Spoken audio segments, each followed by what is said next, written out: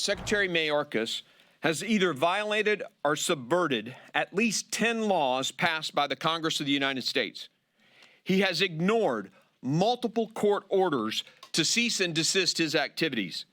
The blatant disregard for the Constitution of the United States is just scratching the surface to the harm Secretary Mayorkas' dereliction of duty has done to our country. That was House Homeland Security Committee Chairman Mark Green yesterday as Republicans launched an investigation into dereliction of duty by Homeland Security Secretary Alejandro Mayorkas. Former Border Patrol Chief Rodney Scott had this to say during the hearing yesterday. Watch. They did not want to know what we had to say. They made it very clear. Expedite processing and find new ways to let migrants into the U.S. That was the only agenda. Joining me right now is National Border Patrol Council President Brandon Judd. Brandon, it's good to see you. Is this a dereliction of duty? It is, absolutely. When you look at how many people he's released into the United States, how he has not deported anybody who's in the United States illegally, when you look at the rhetoric that's come from the White House saying that they're not going to go after anybody unless they have a serious criminal record, and nobody knows what that serious criminal record is. I mean, does murder count as serious criminal record? Does rape? Nobody knows what it is. So they've given no definitions. They've done absolutely nothing to, when you look on the enforcement end of this, they've invited people into the United States. They've released people in mass into the United States. They're not ensuring that they're showing up to their court dates. Everything that they have done clearly shows that they are not following the immigration laws of the United States, and they should be held accountable for it. Specifically, Secretary Mayorkas. What is the impact on the ground? I mean, you're there watching this every day in Arizona, in Texas. Tell us what's going on today at the wide open border.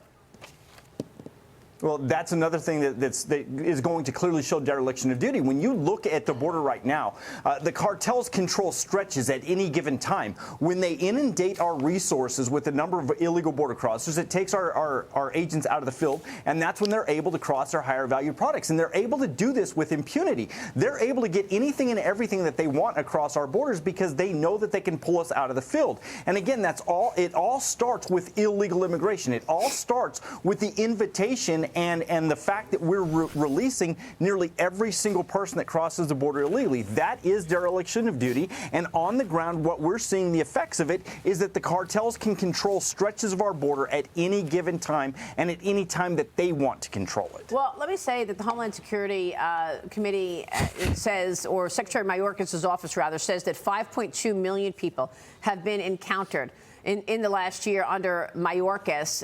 What do you think the number of gotaways is? So we have a known got away. We have the number of people that we were able to detect that we know got away because we were not able to apprehend them after they crossed the border illegally. And we either detected them with our cameras, visual, or with our ground sensors, a number of ways that we detect them. But we only detect estimated to be about 65 to 70% of the people that cross the border illegally. So when you look at that number, we know the number of gotaways is more than 1.5 million. And then when you add on top of that another 25 to 30%, that's an astronomical number. Wow. Well, the Republican Study Committee out with a new budget plan yesterday. It includes a number of changes to border and immigration policy, including defunding sanctuary cities, Brandon, finishing the border wall, restoring remain in Mexico, and limiting chain migration. Are these the tools that you believe can be used to actually stem the tide here? These are the policies that are absolutely necessary. When you get rid of the magnet, when you stop advertising to people around the world that they're going to be released into the United States, you got to remember, they're crossing the border illegally because they want to be here in the United States. And when we release them, we send the clear message throughout the entire world that all you have to do is violate our laws and you're going to be rewarded. Yeah. When you pull back on that, when you stop giving them that magnet, when you take that away, they're going to stop coming. It's been proven time and time again, and we need to do it. We need to do it in the future to ensure that American lives are safe and that we keep the cartels at bay and we go after their products. Mike Baker. Yeah, Brandon, I mean, I agree with the lack of performance, the failure on Secretary Mayorkas' part, but this move to impeach him, I mean, from your perspective, is it more about the optic, about theater? Because, in fact, he's just performing the way that the White House wants him to. For me, it's not about optics. When you look at what we're facing on the border, it's very, very dangerous. When you look at the number of, the amount of fentanyl that is coming across and the number of deaths that we have in the United States, that is extremely important. So when you say that, when anybody says that all he's doing is following the White House's orders, that is true. But those orders go contrary to law. And if they go contrary to law, he must be held accountable. And the only way that he can be held accountable is through an impeachment process. Real quick, Haley. Yeah, one of the lesser talked about factors in this is the effect that these policies have on Border Patrol's morale. There was a study that came out last year that found that suicides among Border Patrol members were up to a 13-year high. How do these policies affect the Border Patrol agents who are trying to enforce the law down at the southern border?